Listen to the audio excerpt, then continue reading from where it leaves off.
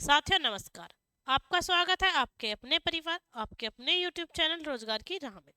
मैं शिखा तेवतिया आप सभी के साथ निरंतर बनी हुई हूँ। उम्मीद करती हूँ कि आप सभी स्वस्थ होंगे और बेहतर तरीके से अपनी तैयारी कर रहे होंगे। जैसा कि आप सभी जानते हैं, हमारा टॉपिक शुरू हो गया आपका स्टैटिक जीके का।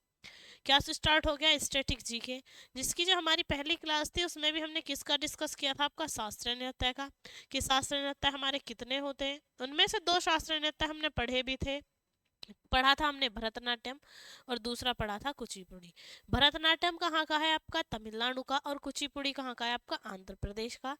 तो उसके बाद आज हम बात करेंगे आपका मोहिनी अट्टम की और क्षत्रिया की। यानी मोहिनी अट्टम कहाँ का था, आपका केरल का, और क्षत्रिया कहाँ का था, असम का।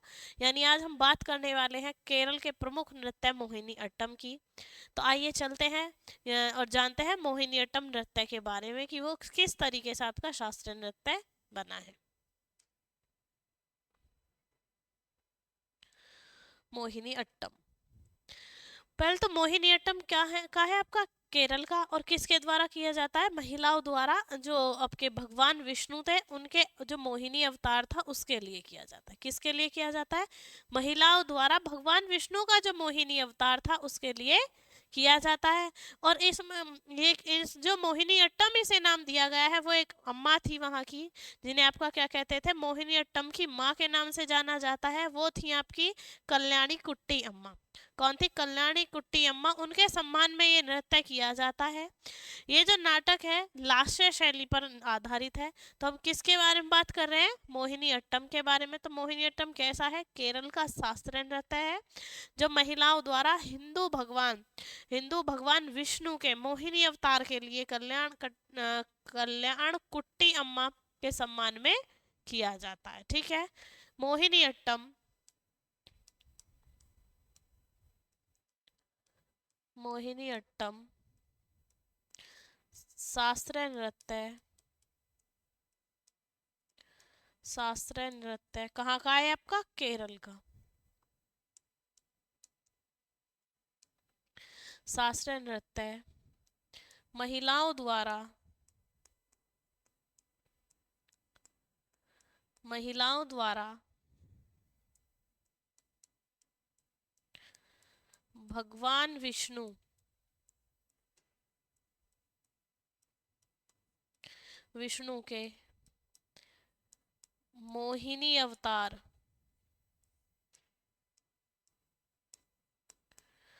अवतार का कल्याणी कुट्टी अम्मा के, कल्याणी कुट्टी अम्मा के सम्मान में किया जाता है। सम्मान में किया जाता है।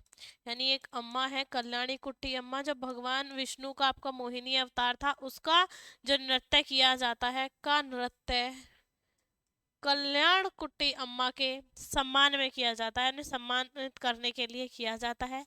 कल्याणी कुट्टी अम्मा जो थी उन्हें क्या कहते थे, हम मोहिनी अट्टम की माँ भी कहते हैं। जिन्हें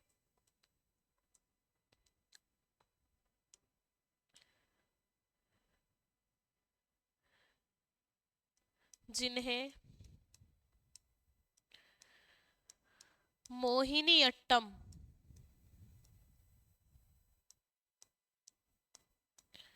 मोहिनी अट्टम की माँ भी, की माँ भी कहते हैं। तो मोहिनी अट्टम की माँ कौन है, आपकी कल्याणी कुट्टी अम्मा।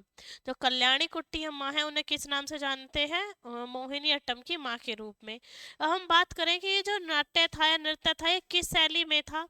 ये नाट्य जो था वो था आपका लास्य शैली में, लास्य शैली में था। और इसमें जो होता है वो लास्य शैली के द्वारा क्या प्रदर्शित करते हैं कि चेहरे के भाव और हाथ के इशारे दोनों शामिल होते हैं। यानी ये जो नृत्य होता है उसमें चेहरे के जो एक्सप्रेशंस रहते हैं वो मायने रखते हैं कि किस समय में जो फेस था, जो चेहरे पर आपके भाव थे वो किस तरीके के थे। ठीक है। इस नाट्य शास्त्र में, इस नाट्य शास्त्र में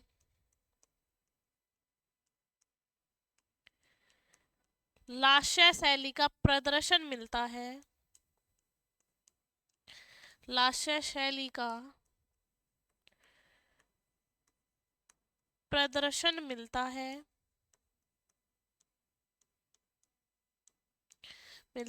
इसमें चेहरे के भाव,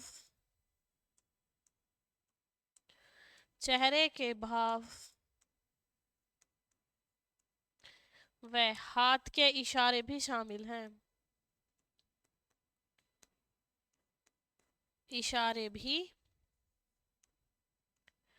शामिल हैं। क्या होता है इसमें, जैसे हमारे फेस पर एक्सप्रेशंस होंगे वो भी इसमें शामिल है, और साथ ही साथ जो भी हम हाथ से इशारे करेंगे नृत्य करते वक्त वो भी इसमें शामिल है। ये कौन सी शैली से है आपका, लास्य शैली से है। कौन सी शैली से आपका, लास्य शैली से है।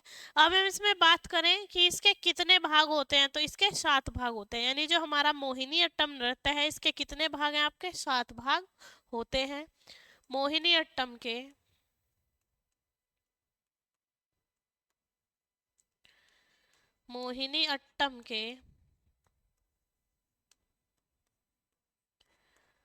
7 भाग होते हैं।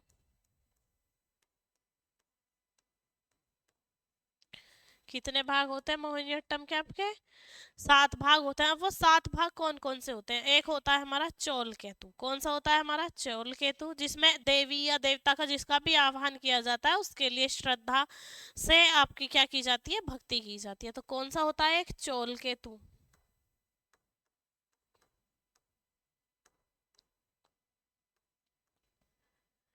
देवी देवता की श्रद्धा से भक्ति, श्रद्धा से भक्ति। तो ये किस में होता है आपका, चौल केतु में। दूसरा हमारा होता है जाति स्वरम। जाति स्वरम में क्या होता है कि एक निश्चित रूप से जो भी आपका स्वर है उस स्वर से भगवान की आराधना करना बिना किसी मार्ग में भटके हुए। तो क्या है ये हमारा क्या है, जाति स्वरम। दूसरा कौन सा होता है हमारा, जाति स्वरम। जाति स्वरम यानी एक समान स्वर से भगवान की भक्ति करना। तीसरा होता है हमारा वर्णम। वर्णम मतलब रंग जो है उसका भेदभाव ना करते हुए अंतर्निहित कहानी या संदेश को पहुंचाना। किसी क्या आपका जो रंग होता है रंग रूप का भेदभाव ना करते हुए जो कहानी हमें इस मोहिनीअट्टम के थ्रू बतानी है उसका संदेश लोगों तक पहुंचाना आपका किस में वर्णित होता है, वर्णम में। किस में वर्णित होता है आपका, वर्णम में। ठीक है, ये था हमारा वर्णम। उसके बाद एक और इसका पार्ट होता है, वो होता है हमारा आपका क्या, पदम। ये जो पैर हैं वो जो पद हैं वो गीत के किस लय से बने हुए हैं उसे हम क्या कहते हैं आपका, पदम बोलते हैं, यानी पदम। तो पद किसे बोलते हैं, हम शब्द को बोलते हैं। जब शब्द वाक्य में प्रयोग होता है तो पद बन जाता है ना, वही पदम। और इस पदम की जगह हम क्या लिख सकते हैं, गीत भी लिख सकते हैं। ठीक है, पदम या गीत। उसके बाद आता है हमारा तितलाना। जो तितलाना है वो क्या है, संगीत के द्वारा बनाई गई जो धुन होती है वो हमारी क्या है, तितलाना है। जो संगीत द्वारा बनाई गई धुन है वो क्या है आपकी, तितलाना। तितलाना, संगीत की बनाई गई धुन क्या कहलाई है हमारी, तितलाना कहलाई है। उसके बाद आता है श्लोकम। श्लोकम से मतलब है कि प्रशंसा के रूप में जो भजन हम गाते हैं वो क्या है हमारे, श्लोकम है। प्रशंसा के रूप में गाए गए भजन क्या कहलाते हैं हमारे, श्लोकम कहलाते हैं। यानी प्रशंसा के रूप में जो भी हम भजन गाते हैं वो क्या है हमारा, आपका श्लोकम है। और दूसरी हमारी रह जाती है आपकी अभिव्यक्ति। क्या रह जाती है आपकी, अभिव्यक्ति। ये इसके 7 भाग हैं। ठीक है, 7 भाग किस तरीके से आपके, चौल केतु यानी देवी देवताओं की श्रद्धा से भक्ति, जाति स्वरम, तीसरा है आपका वर्णम, चौथा है आपका पदम, पांचवा है आपका तितलाना, और छठा है आपका श्लोकम, जिसमें हम क्या करते हैं, भजन के माध्यम से प्रशंसा। और सातवां है आपकी अभिव्यक्ति की, जो प्रेजेंट कर रहे हैं आप अपने आप को मोहिनीअट्टम के द्वारा, वो अभिव्यक्ति किस तरीके की है, आपके चेहरे के जो हाव भाव हैं वो किस तरीके के हैं। उसके हम बात करें, इसमें जो एडबस होता है, एडबस को भी इसमें 4 भागों में डिवाइड किया गया है। एडबस से मतलब है कि ऐसे शब्द जो तुकांत शब्द नहीं है लेकिन फिर भी मिलते हैं, तो उन्हें क्या से आपका एडबस ने भी क्या, एडबस को भी कितने भागों में वर्गीकृत किया गया, आपका 4 भागों में। एडबस को 4 भागों में वर्गीकृत किया गया है। एडबस को 4 भागों में वर्गीकृत किया गया है।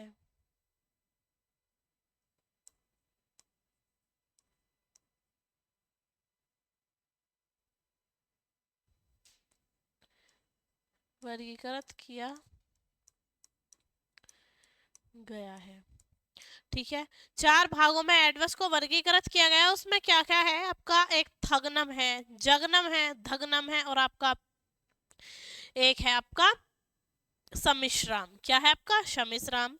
जगनम, थग्नम और धनगम और ये आपका सम्मिश्राम, ये क्या है, आपके 4 एडवर्ड्स हैं। यानी आपका क्या है, थग्नम,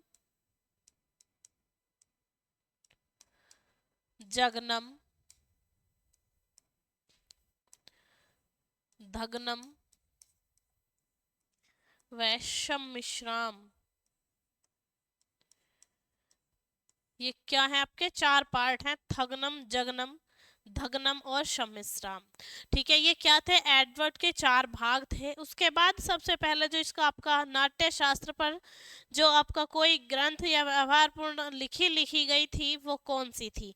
तो सबसे पहले आपका एक संदर्भ था जिसमें भारतीय नाट्य शास्त्र जो था उसकी कलाओं के बारे में लिखा गया था, तो वो था आपका मझा मंगलम नारायणम। क्या था आपका, मझा मंगलम नारायणम में सबसे पहले आपका नाट्य शास्त्र की रचना की गई थी। और इस मंगलम द्वारा लिखित जो पुस्तक थी, यानी एक लेखक का नाम है क्या, आपका मझा मंगलम नारायणम नंबूदरी। लेखक ने आपका एक पुस्तक लिखी थी जिसे हमने व्यवहार माला, जिसे उन्होंने क्या नाम दिया था, व्यवहार माला, जिसमें ये बताया गया था कि जो नृत्य है वो किस तरीके से करना चाहिए, किस किस वे से आपका नृत्य होना चाहिए। तो इसमें सबसे पहला संदर्भ,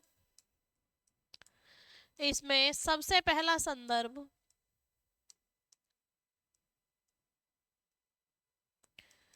सबसे पहला संदर्भ सबसे पहला संदर्भ नाट्य शास्त्र में मझा मंगलम नारायणम, मझा मंगलम नारायणम नंबूदरी, नारायणम नंबूदरी नंबूदरी द्वारा लिखित, नंबूदरी द्वारा लिखित व्यवहार माला में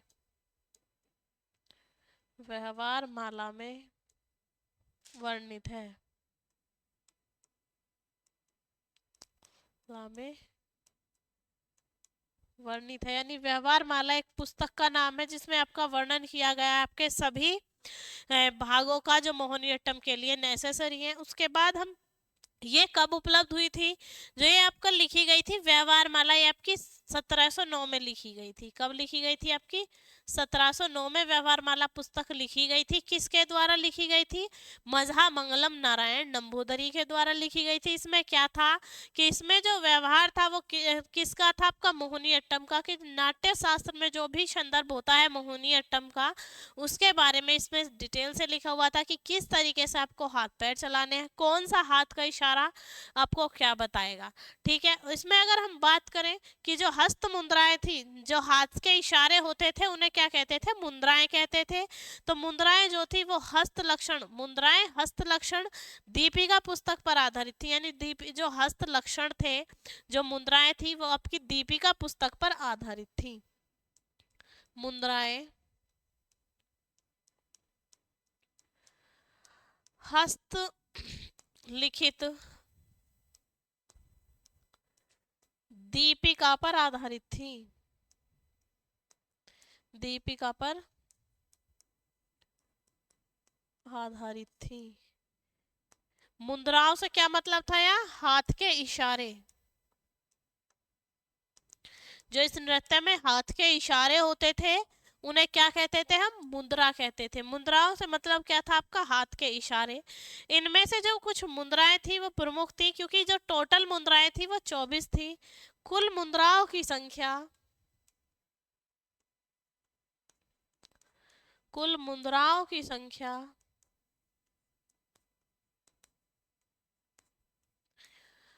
24 है, जिनमें से कुछ प्रमुख हैं। ठीक है, जिसमें से आपका मोहिनीअट्टम में कुल मुद्राएं कितनी थी, यानी जो हाथ के इशारे थे वो कितने थे? 24 थे।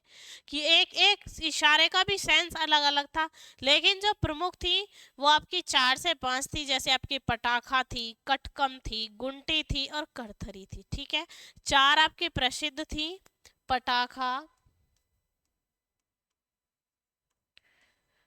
कुरथरी, पटाखा, कुरथरी, कटकम और मुंस्टी। पटाखा, कुरथरी, मुंटी,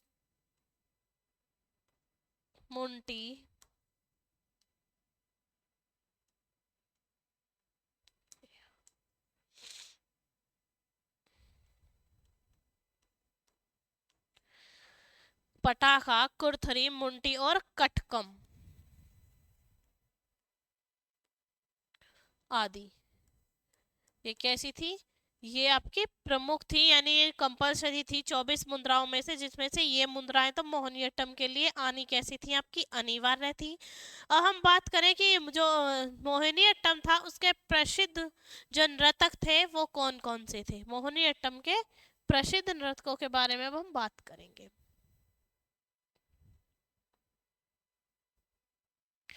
प्रसिद्ध नर्तक,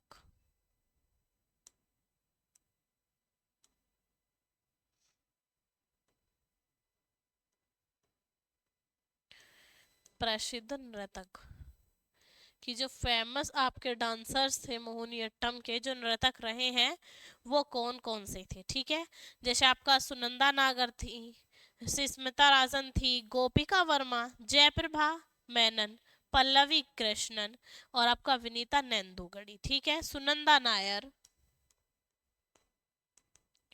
सुनंदा नायर, पल्लवी कृष्णन,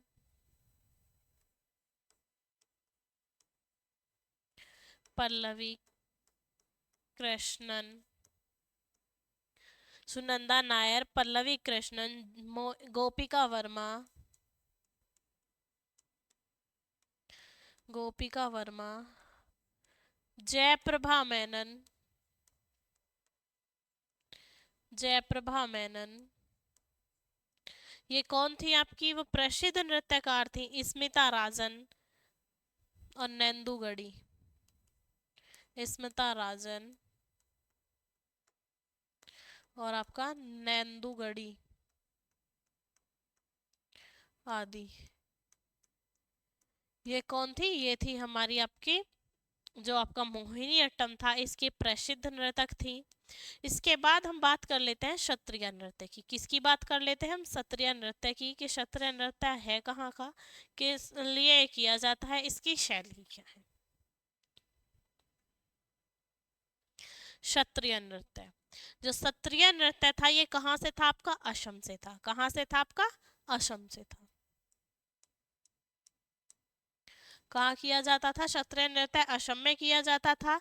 इसकी जो उत्पत्ति हुई थी वो हुई थी 18वीं शताब्दी में। एक असम के श्रीमंत श्री संत थे शंकरदेव, उन्होंने इसको शुरू किया था। यानी 18वीं शताब्दी में, 18वीं शताब्दी में श्री संत शंकरदेव ने, श्री संत शंकर देव ने इसे प्रारंभ किया था। शंकर देव ने इसे प्रारंभ किया था या इसकी शुरुआत की। किसने प्रारंभ किया? आपका संत शंकरदेव ने। इसमें क्या होता है कि ये जो था ये आपका नव वैष्णव जो आंदोलन था, एक आंदोलन था नव वैष्णव, उसके एक भाग के रूप में इसे सतरा नामक गांव से शुरू किया था। कहाँ से किया था? सतरा नामक एक गांव में मठ था, उससे इसे शुरू किया था। किसमें? नव वैष्णव आंदोलन में, सतरा नामक मठ से नव वैष्णव आंदोलन में, नव वैष्णव आंदोलन में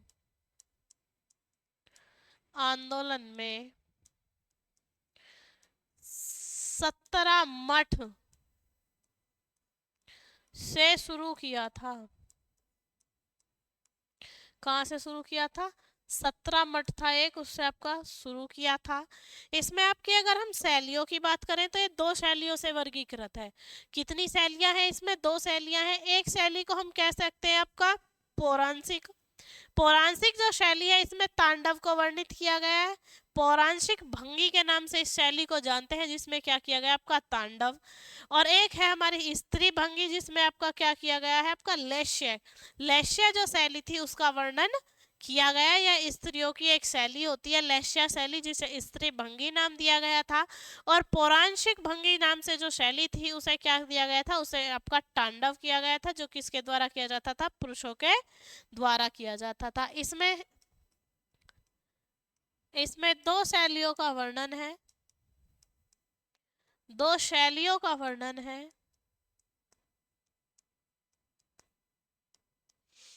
2 शैलियों का वर्णन है। पौराणिक भंगी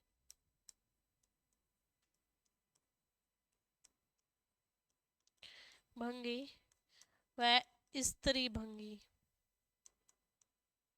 ये शैलियों के नाम है, पौराणिक भंगी और स्त्री भंगी। अब बात करें हम पौराणिक भंगी में तांडव का प्रदर्शन होता है। पौराणिक भंगी में पुरुष तांडव का प्रदर्शन करते हैं। पुरुष तांडव का प्रदर्शन करते हैं। प्रदर्शन करते हैं तथा स्त्री भंगी शैली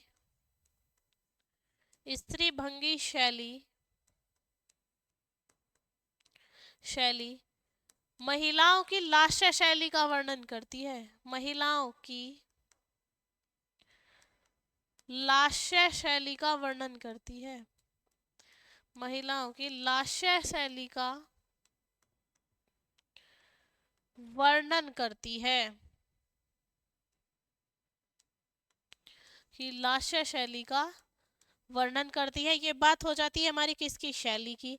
अब इसमें बात करें कि जो नृत्य होता है इसमें किस प्रकार की वेशभूषा को प्रिय माना जाता है, तो पैट सिल्क आता है एक। उस पैट सिल्क की साड़ी जो है इस नृत्य में उपयोग की जाने वाली सबसे लोकप्रिय वेशभूषा है। कैसी? पैट सिल्क की जो साड़ी आती है वो इस नृत्य की क्या है? आपकी लोकप्रिय वेशभूषा है, जो अपने विभिन्न रंगीन रूपांतरों के लिए, यानी उस पर जो अलग अलग कलर के आपके कलाकारियाँ होती है, रूपांकन या डिजाइन होते हैं, उनके लिए क्या होती है? बहुत ज्यादा फेमस होती है।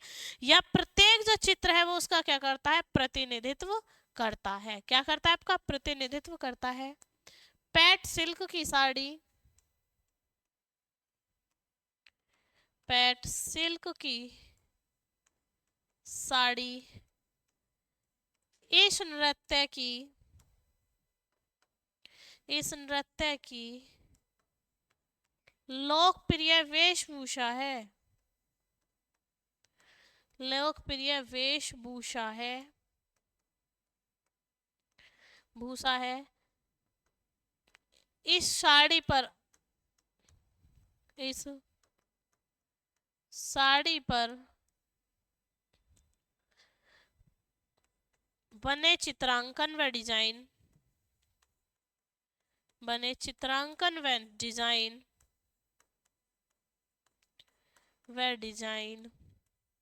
यानी जो साड़ी है उस पर जो चित्रांकन या डिजाइन हुआ रहता है वो किसका प्रतिनिधित्व करता है? आपका नृत्य के प्रत्येक भाव का या उस इलाके का क्या करता है? प्रतिनिधित्व करता है। डिजाइन,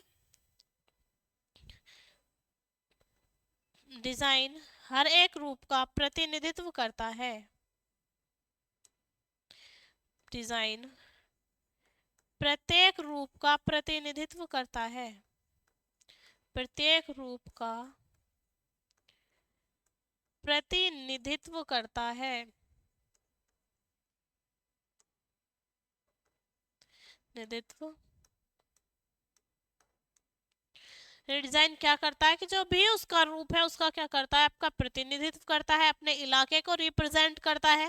अब हम बात करें कि जो क्षत्रिय नृत्य था उसकी जो आपकी इकाई थी वो कौन सी थी? इकाई और व्यायाम की जो आपकी माटी थी वो अखाड़ा थी, अखाड़ा कहा जाता था। यानी जो शास्त्रीय नृत्य की मूल इकाई थी या उस क्या कहते थे, व्यायाम को माटी का अखाड़ा कहा जाता था। क्या कहा जाता था? आपका माटी का अखाड़ा कहा जाता था। अखाड़े में उन्हें क्या होता था? 8 मुख्य प्रकार के प्रकारों में विभाजित किया गया था। अखाड़ों कितने? 8 प्रकार के इलाकों में उसको क्या किया गया था? विभाजित किया गया था। ठीक है। क्षत्रिय नृत्य की मूल इकाई को, क्षत्रिय नृत्य की मूल इकाई तथा व्यायाम को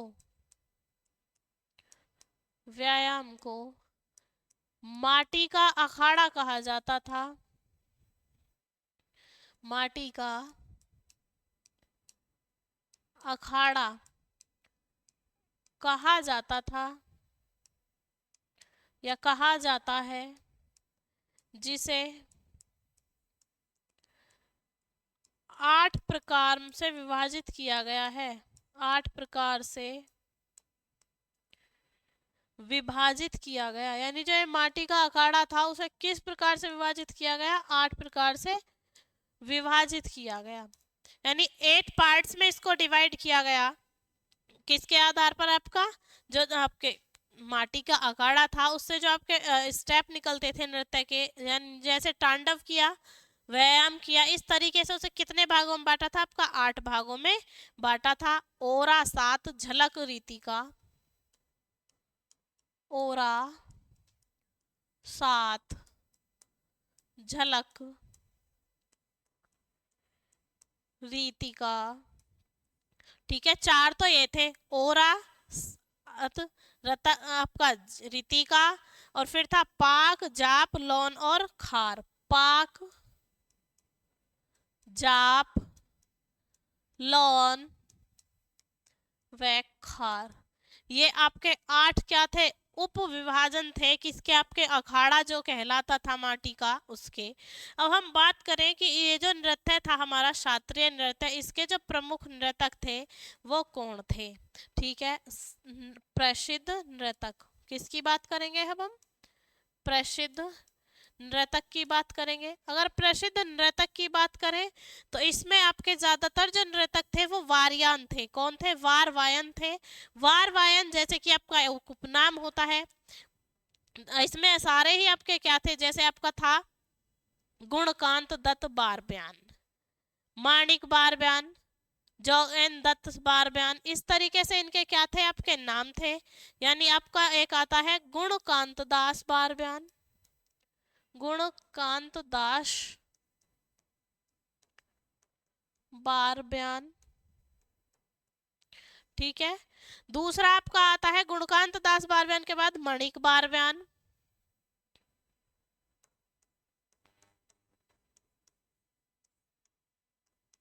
मणिक बार बयान ये भी किसका था? आपका शास्त्रीय नृत्य का था। उसके बाद आता है आपका हरिचरण भुइया, हरिचरण भुइया,